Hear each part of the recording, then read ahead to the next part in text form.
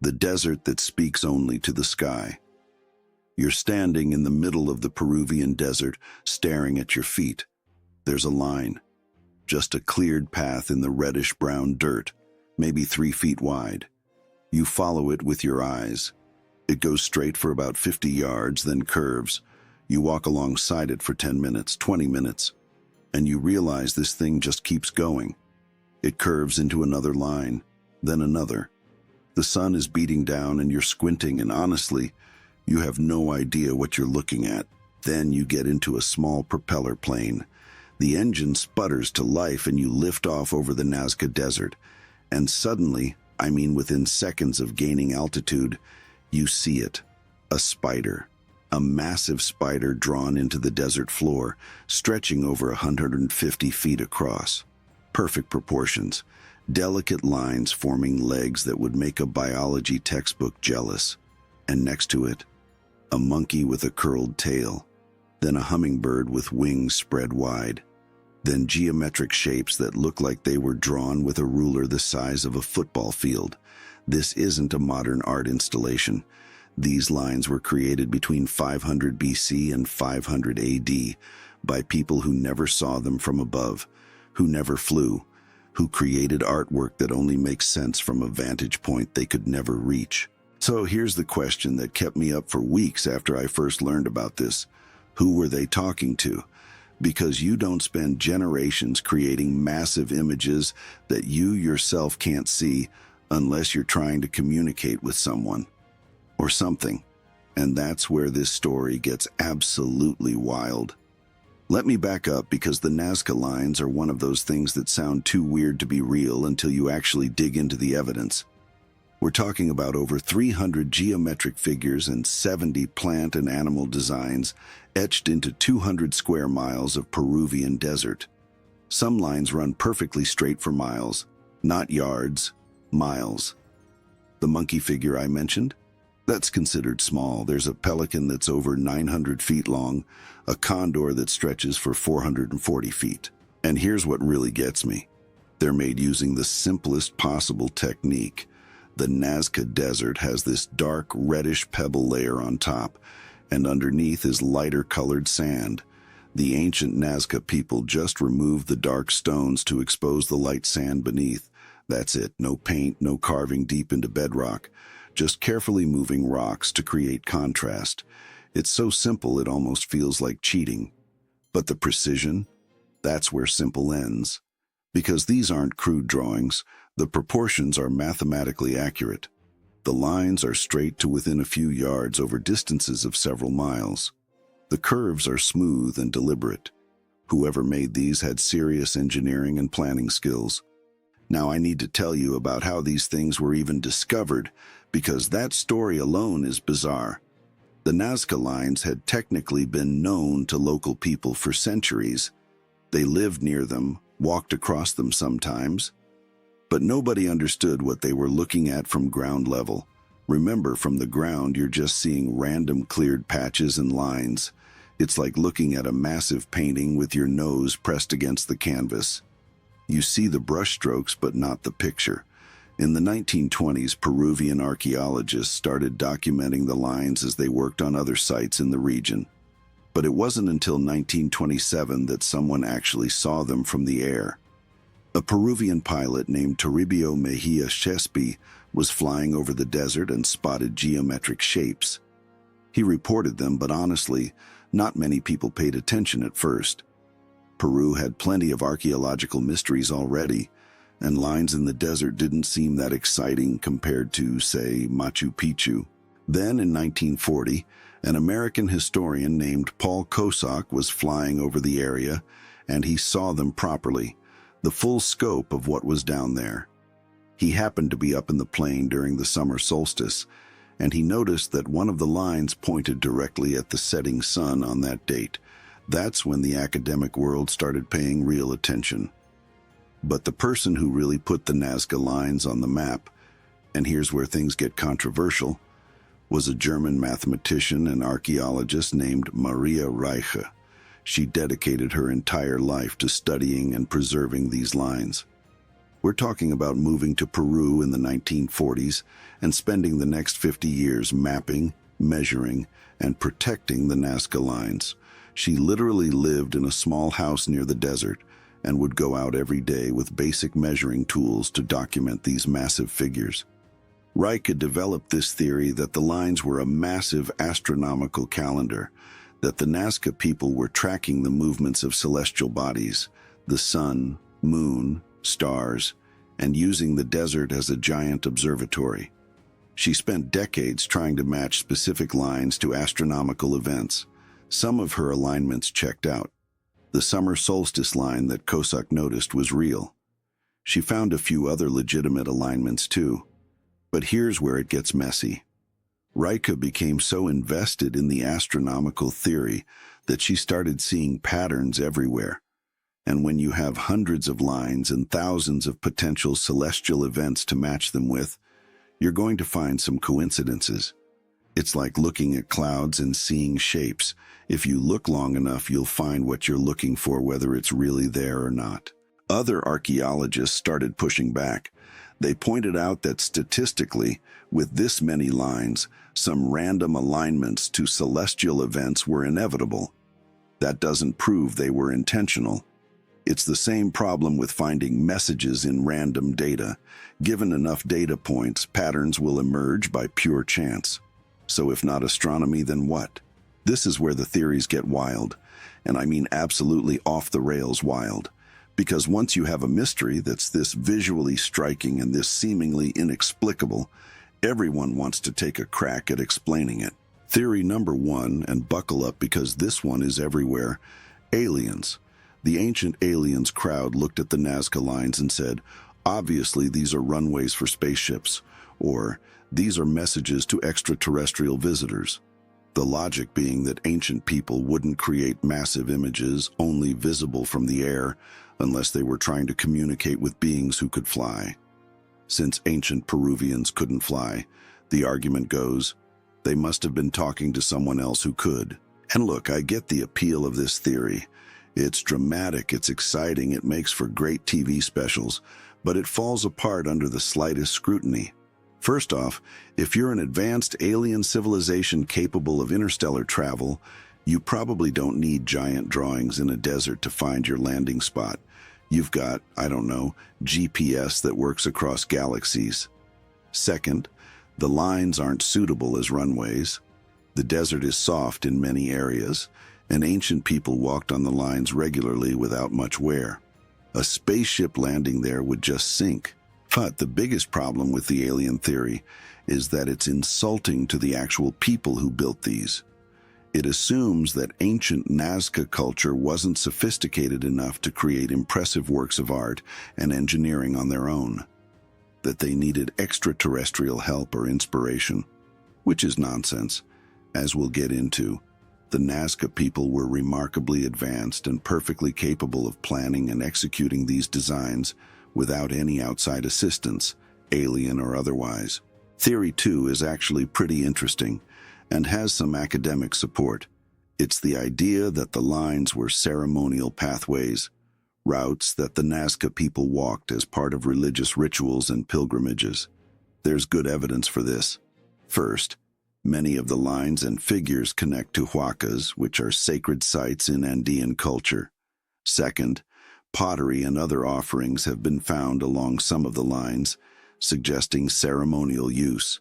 Third, the Nazca culture had a strong tradition of walking pilgrimages, which continued in later Andean cultures, including the Inca. The logic here is that the designs visible from above weren't the point, or at least not the main point. The act of creating them and walking them was what mattered. It was about the journey, the ritual, the communal effort. The fact that they formed recognizable shapes when viewed from above might have been secondary. Or maybe it was important for religious reasons, creating something that only the gods in the sky could fully appreciate. I actually really like this theory because it respects the sophistication of Nazca culture, while providing a plausible explanation that fits with what we know about Andean religious practices. But it doesn't answer everything. Specifically, It doesn't explain why they chose the specific images they did. The monkey, the spider, the hummingbird. There has to be symbolic meaning there. Which brings me to theory 3, and this is the one that I think gets closest to the truth, though it's probably not the complete truth, because real history is always messier than our neat theories. Ready? The lines are about water. More specifically, they're about water rituals and possibly water management in one of the driest places on Earth. Here's the context you need. The Nazca Desert is absurdly dry.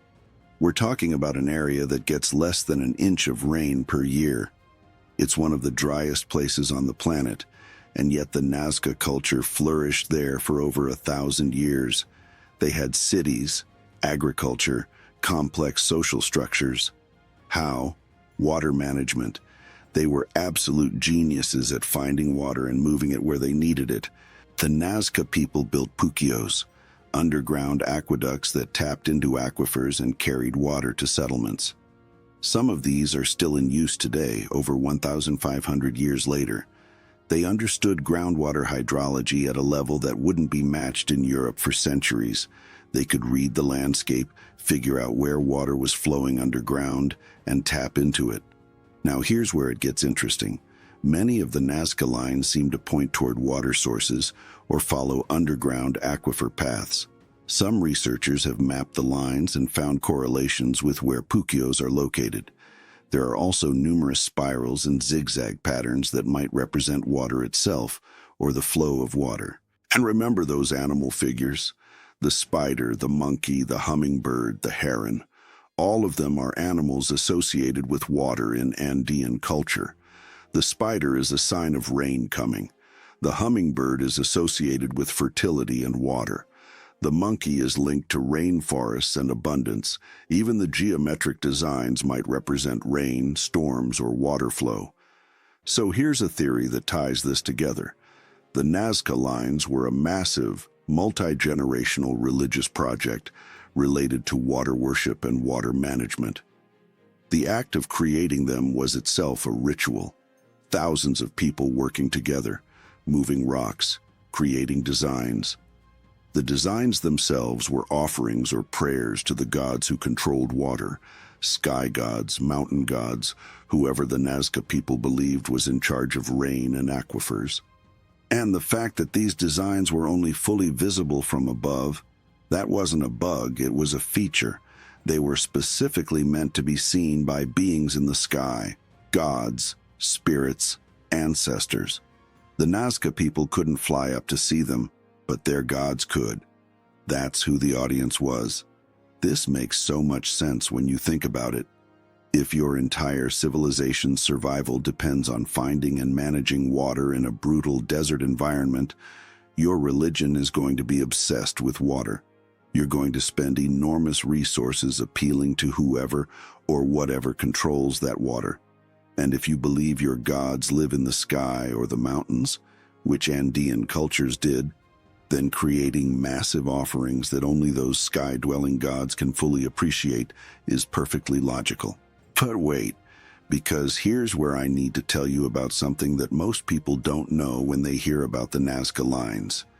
There are way more lines than just the famous animal figures. In fact, the geometric designs, the straight lines, the triangles, the spirals, vastly outnumber the figurative designs. We're talking about hundreds of geometric shapes for every animal or plant figure. And these geometric designs are older. That's been confirmed through dating techniques. The simple straight lines and geometric patterns came first, created roughly between 500 BC and 200 BC. The animal and plant figures came later, mostly between 200 BC and 500 AD. So the Nazca culture's artistic approach evolved over time. They started with relatively simple geometric designs and later added the complex figurative art. What does this tell us? That the Nazca Lines weren't a single project with a single purpose. They were created and used over centuries, and their meaning and function probably evolved during that time. Early lines might have been primarily ceremonial pathways or astronomical markers. Later lines might have incorporated more complex water-related symbolism. The animal figures might represent a refinement or evolution of earlier religious practices. This is actually how most ancient monuments work. Stonehenge wasn't built in one go. It was modified over centuries, with different generations adding their own interpretations and needs. Same with the Nazca Lines. We're looking at a cultural tradition that spanned over 1,000 years and went through multiple phases. Now I need to talk about the how, because the engineering of these lines is almost as impressive as the designs themselves. Remember, these people didn't have aerial photography or drones or any way to see their work from above as they created it. So how did they make designs that are geometrically accurate and properly proportioned when viewed from an airplane? The answer is actually beautifully simple. They used a technique called rope and stake geometry. You can recreate this yourself if you have enough rope and a big enough area. Here's how it works. You start with a small-scale drawing, something you can see in its entirety from ground level.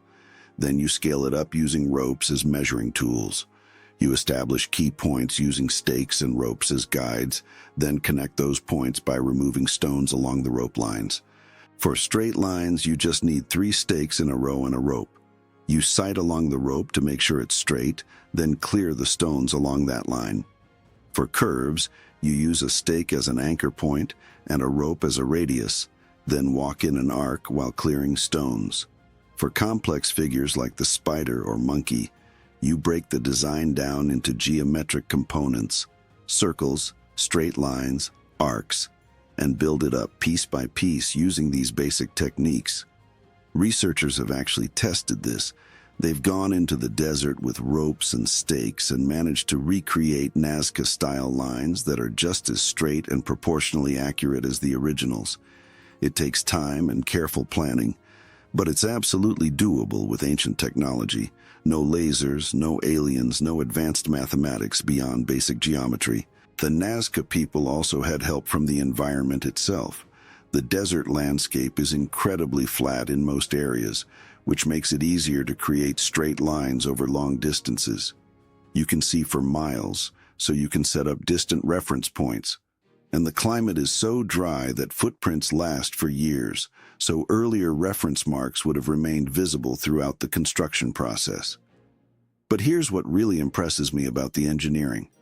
The Nazca people understood perspective and proportion without having formal mathematical training as we'd recognize it. They knew that a figure needed to be designed differently depending on the viewing angle. Some of the animal figures are actually distorted when you're directly above them. They're designed to look correct when viewed from a low angle, like you're flying overhead in a small plane, rather than looking straight down from high altitude. That's sophisticated visual thinking. That's understanding that the apparent shape of something changes based on where you're viewing it from, and compensating for that in your design. Medieval European artists struggled with this concept, but the Nazca people figured it out in the desert with ropes and rocks. Okay, so we've talked about the what and the how. Now let's get into the who, because the Nazca culture itself is fascinating and doesn't get enough attention outside of discussions about the lines. The Nazca civilization flourished in coastal Peru, roughly from 100 BC to 800 AD, though the broader cultural tradition goes back earlier and extends later. At their peak, they probably numbered in the tens of thousands, not a massive empire like the later Inca, but a significant society with multiple urban centers. They're most famous for the lines, but they were also master ceramicists. Nazca pottery is some of the most sophisticated in the pre-Columbian Americas, with detailed painted designs and a huge range of vessel shapes. They were also exceptional weavers.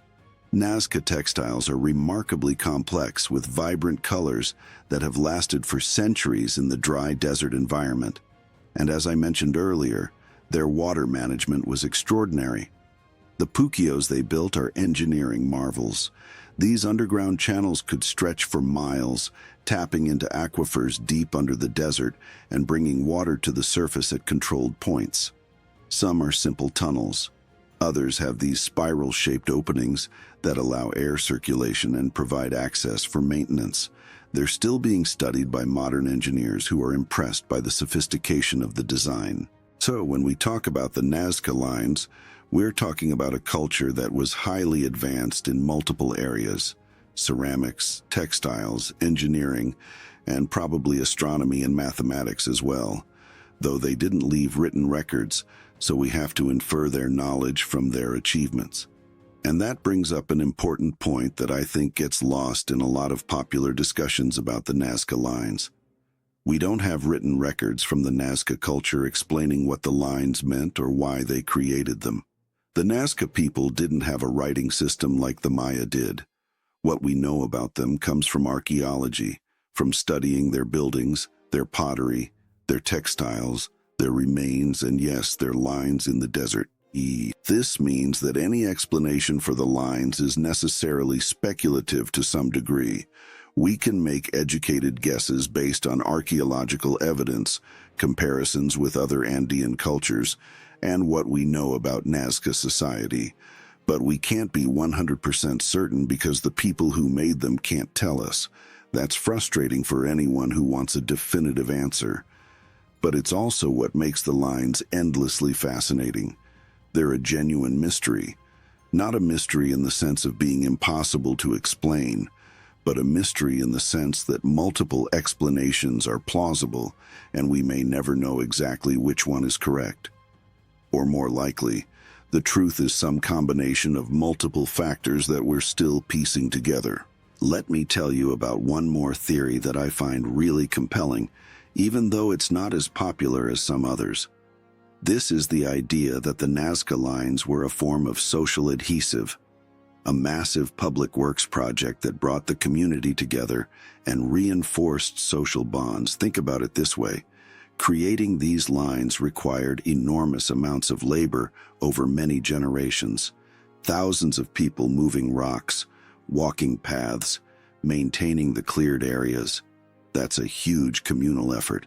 And in ancient societies, large-scale communal projects served multiple purposes beyond just the stated goal.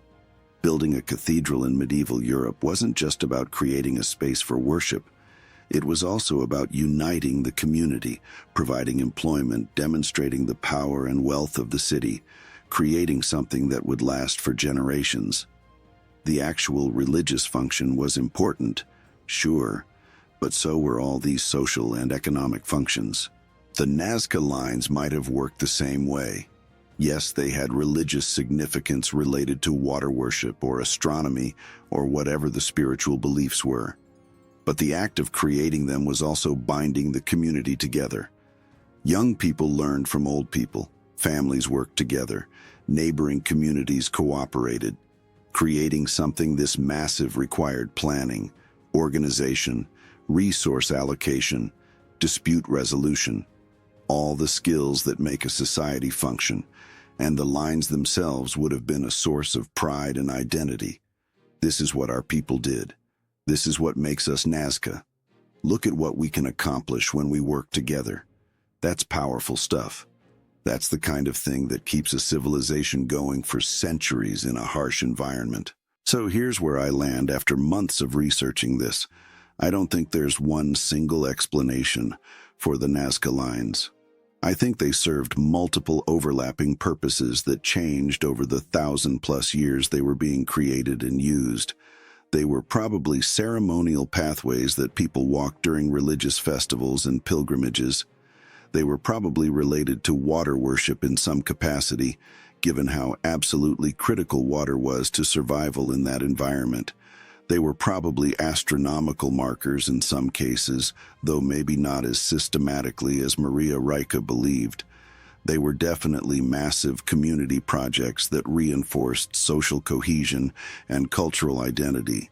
And they were probably also just art, expressions of creativity and beauty from a culture that valued those things.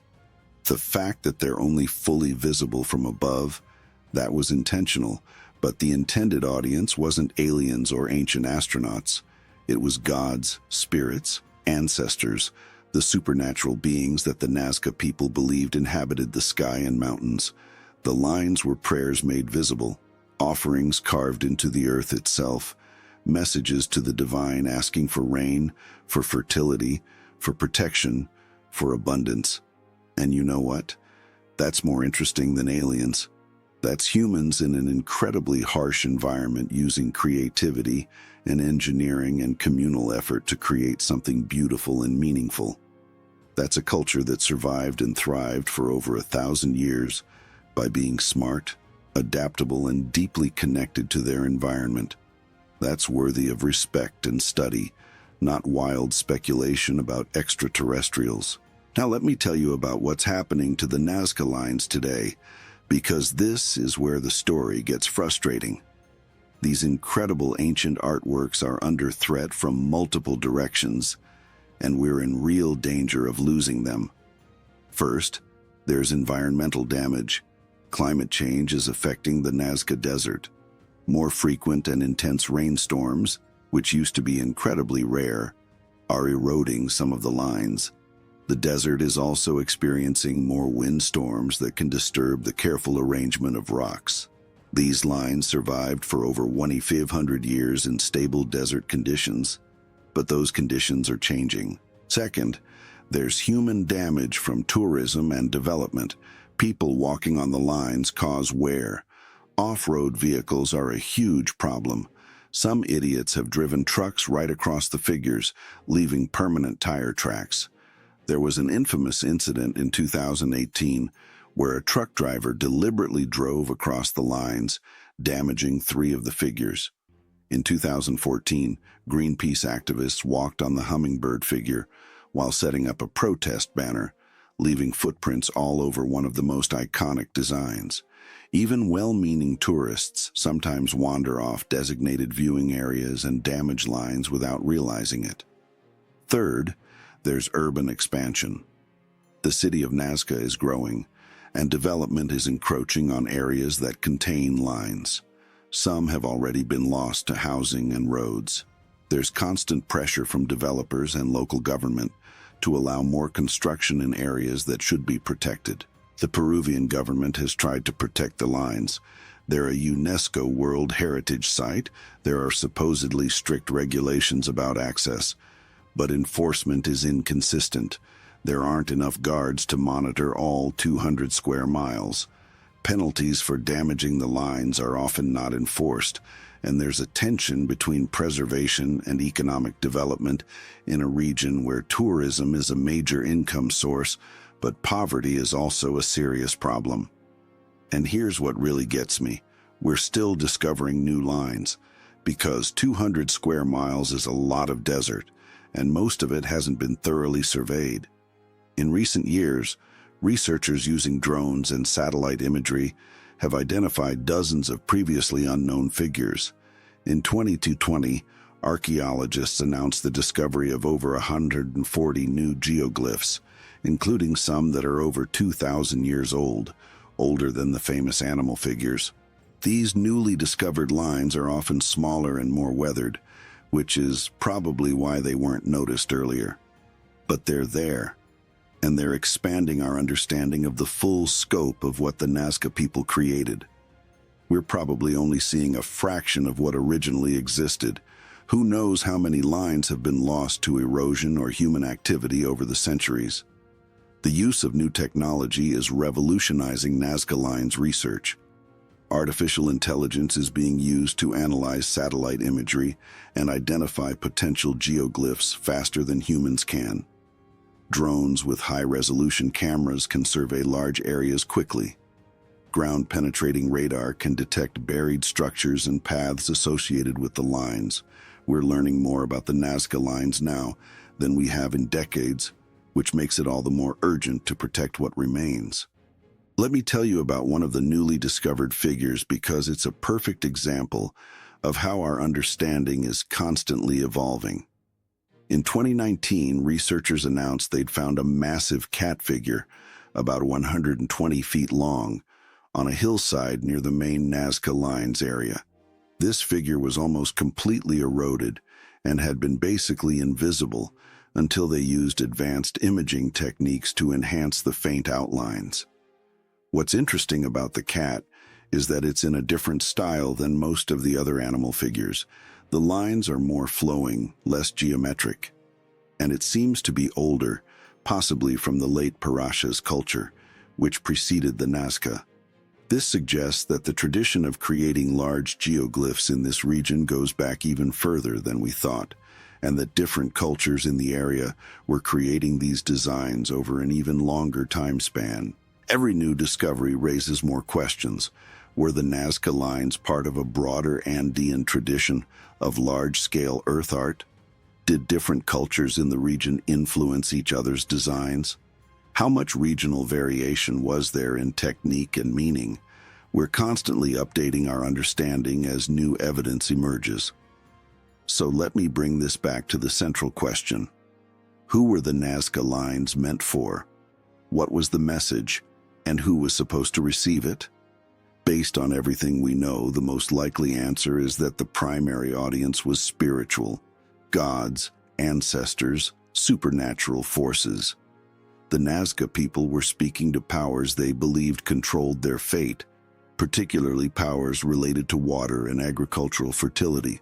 The lines were prayers, offerings, pathways for spirits, markers of sacred space. But there was also a human audience, the community members who participated in creating the lines, the pilgrims who walked the paths, the people who lived in the Nazca region and drew cultural identity from these massive artworks. The line said, "This is who we are," to both divine and human observers. And there's a third audience that the Nazca people couldn't have anticipated: us. People thousands of years in the future, flying over their desert in airplanes and helicopters, trying to understand what they created and why. In a weird way, the Nazca Lines have found an audience they were never meant for, but that's helping to preserve their memory and ensure their culture isn't forgotten. Here's what strikes me as deeply human about the Nazca Lines. They're an expression of hope in a difficult environment. The Nazca people lived in one of the harshest deserts on Earth. Water was scarce, agriculture was challenging, survival required constant vigilance and innovation. And in the midst of all that hardship, they didn't just survive, they created. They made art on a scale that wouldn't be matched in the Americas until modern times. They spent generations on projects that wouldn't be fully appreciated for over 1,000 years. That's not the behavior of primitive people scraping by.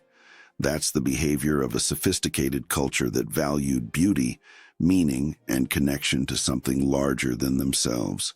They wanted to communicate with their gods. They wanted to bind their community together.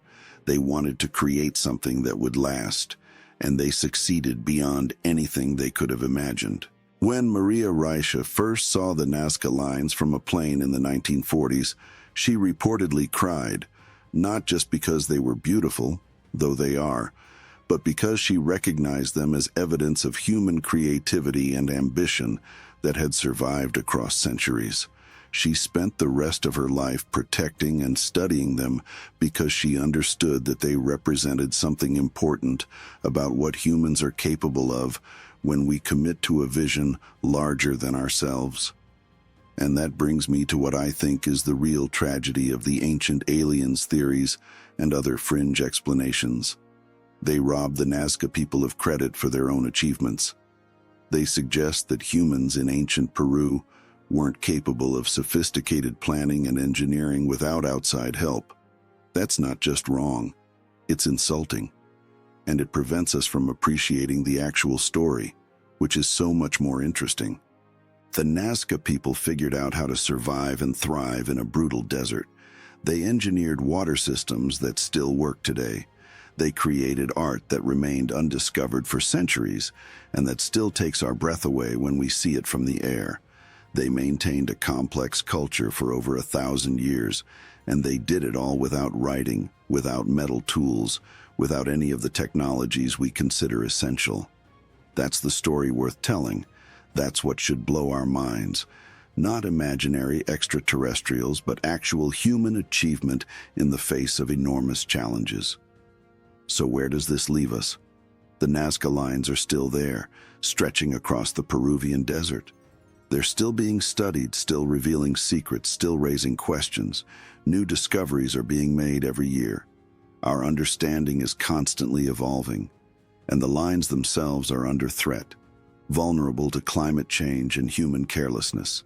If you ever get a chance to see them, and I highly recommend it if you can, you'll understand why they've captivated people for decades.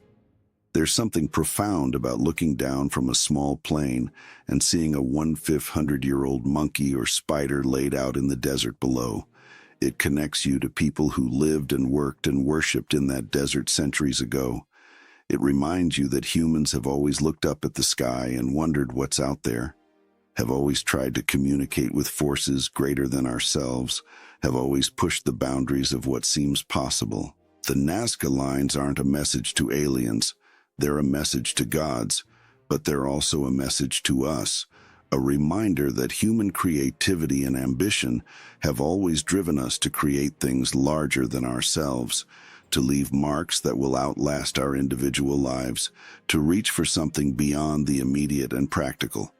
That impulse to create, to communicate, to connect, that's what makes us human.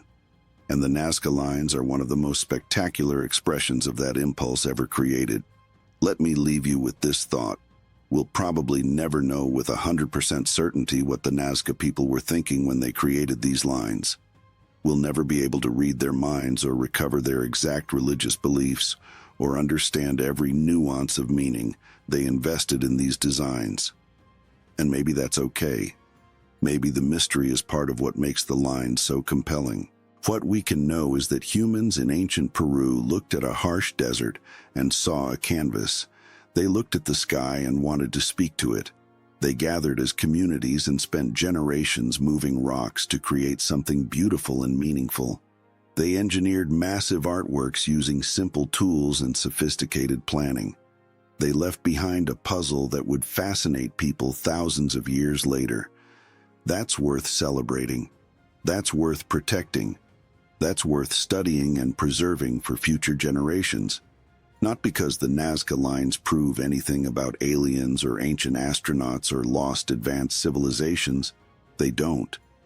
But because they prove something about us, about human creativity, human community, human determination to create meaning even in the harshest conditions.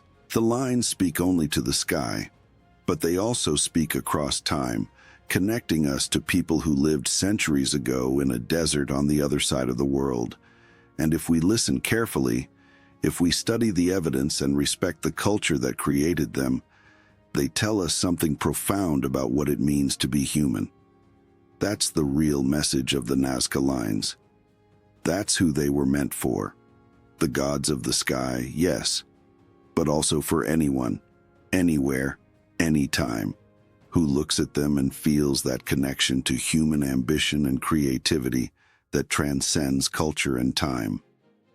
The desert speaks. The sky listens. And we're still trying to understand the conversation that happened between them 1,500 years ago in the sands of southern Peru.